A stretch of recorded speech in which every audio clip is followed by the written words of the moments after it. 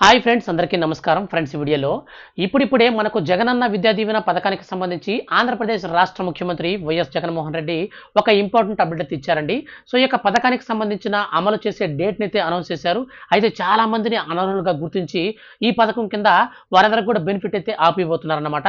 So ఎవరెవరు అనర్హులు, ఎవరెవరు అర్హులు, ఇంతకీ మీకు డబ్బులు అనేటివి ఈ యొక్క ఫీజు రియంబర్స్మెంట్ పథకం కింద వస్తాయా రావా, ఏ తేదీన వస్తాయి, పూర్తి వివరాలు వీడియోలోకి వెళ్ళి తెలుసుకుందాం. వీడియో కనుక నచ్చితే ఖచ్చితంగా లైక్ చేసి మన ఛానల్ని సబ్స్క్రైబ్ చేసుకోండి.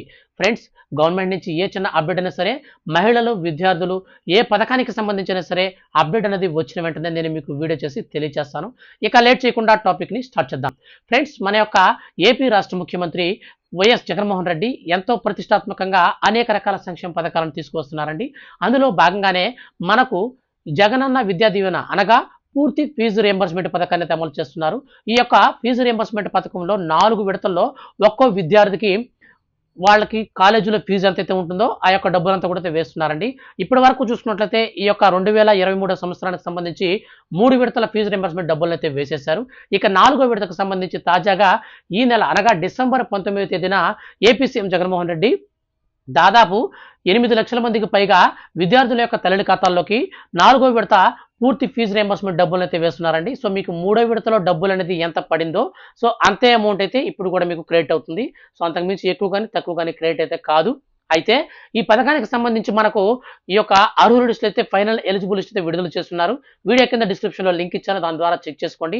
ఈ అర్హుల లిస్టులో ఎవరి పేరైతే ఉంటుందో వారికి మాత్రమే ఈసారి ఫీజు రియంబర్స్మెంట్ డబ్బులు అయితే వస్తాయి. కొన్ని రూల్స్ అండ్ రెగ్యులేషన్స్ కూడా మార్పు చేశారు. ఈ యొక్క అర్హుల లిస్టులో పేరు ఎవరికైతే ఉండదో వాళ్ళకి మీకు ఖచ్చితంగా ఫీజు రియంబర్స్మెంట్ డబ్బులు రావండి.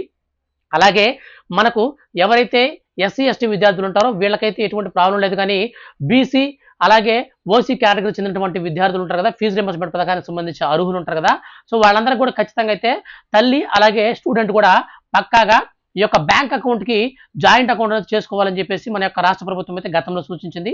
కానీ దాన్ని ఇప్పుడు మనకు సడలించి నెక్స్ట్ ఇయర్ నుంచి అయితే దీన్ని అమలు చేస్తామంటే తల్లికి అలాగే ఆ స్టూడెంట్కి ఇద్దరు కలిపి జాయింట్ అకౌంట్ అయితే నెక్స్ట్ ఇయర్ నుంచి అయితే ఖచ్చితంగా తీసుకోండి అని చెప్పేసి ఈ యొక్క మనకు రూల్స్లో అయితే మనకు కొంచెం వెసులుబాటు అయితే కల్పించిందనమాట.